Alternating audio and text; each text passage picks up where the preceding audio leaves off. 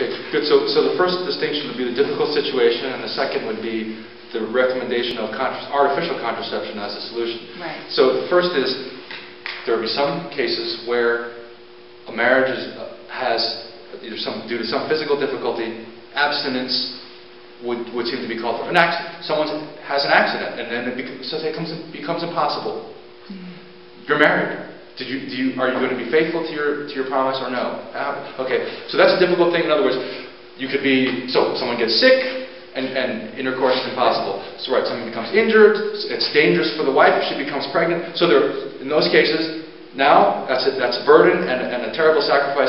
So isn't it a brilliant opportunity to show the love? Did you get married for sex or did you get married for love? And now, of course, you thought sex would be, and that was a totally reasonable assumption, and it's part of it. It's a natural good. It's intended. It's divinely intended for spouses.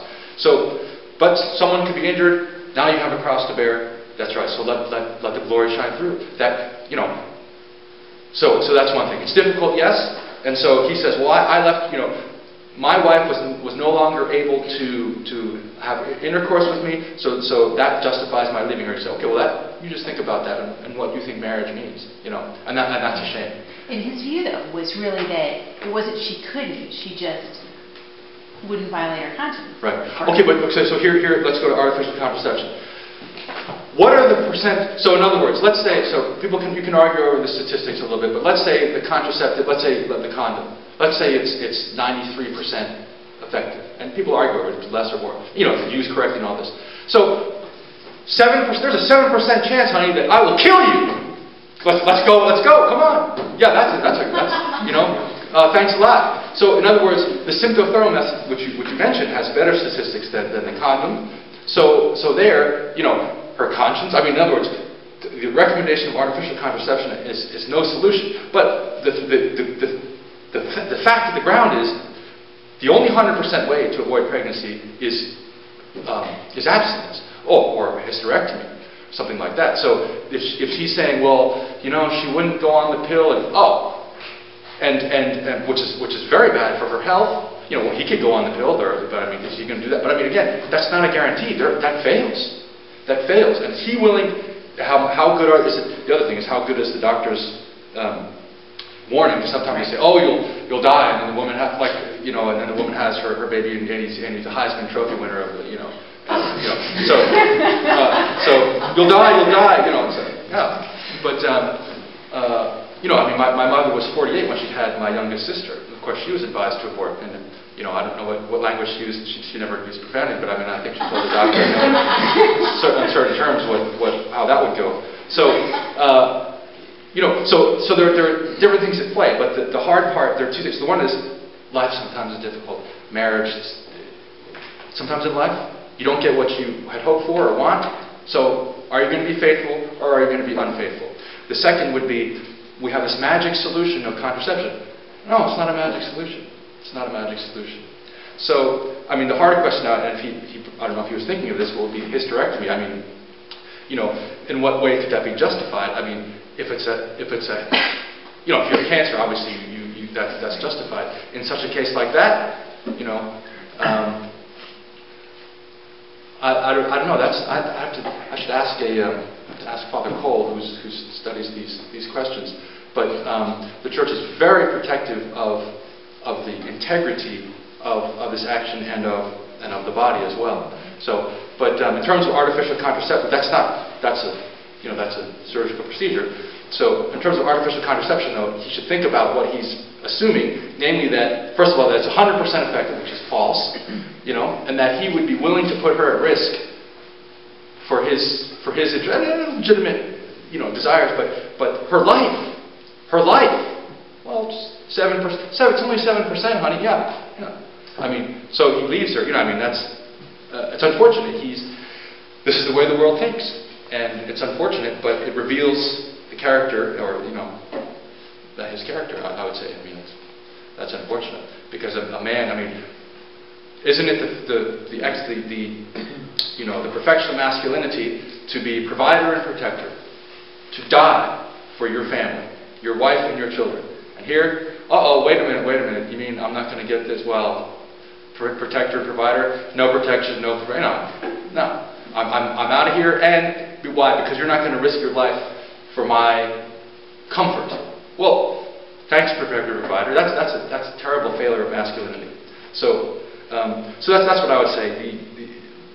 It's not, artificial contraception is not magic, and in general is not as good as the natural family planning. But 100%, none of them are 100%. The body is not simply a machine. There are contingencies, and drugs work certain ways, and things don't work out. I mean, so that's what I would say. Just make some distinctions. And the thing is, sometimes we shouldn't accept the burden that you'll never suffer. Well, you know what? Sometimes we suffer, and sometimes to do the right thing, it's costly. And some say, well, the church is teaching the gospel. Jesus should never demand that. Well, because if you make them see that, then they'll see, gosh, yeah, maybe that isn't. That's not that. Maybe what they might not realize what their logical conclusions of their arguments are. But the presupposition, like this, of his argument, is that there's a perfect solution, perfect, and then she won't take it because she's got these Catholic scruples. Well, it's not. There wasn't a perfect solution, and she's quite right in not wanting to risk her life and also sin. So yeah. So excellent. But that's what I would say. Please, yes, ma'am. Yeah, I would just like to say, a lot of times in those circumstances, the original premise is it doesn't really make any sense. Like, as a nurse, if somebody told me that I was going to die when I had another child, I would definitely go to another doctor. Because I'm sure there is some circumstance where, but sometimes doctors say things. My mother was told not to have any more kids after her second, and she had 6. Yeah.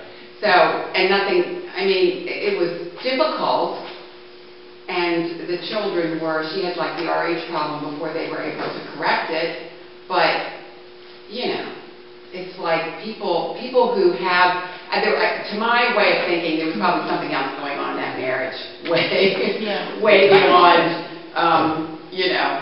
artificial contraception. That just sounds like, And I think people do that. People take an extreme case and usually embellish it and, kind of flavor it a little bit, and it's probably a lot of other things going on. Mm-hmm. Right, and then if you think there's a vulnerable teaching, you can put it on that.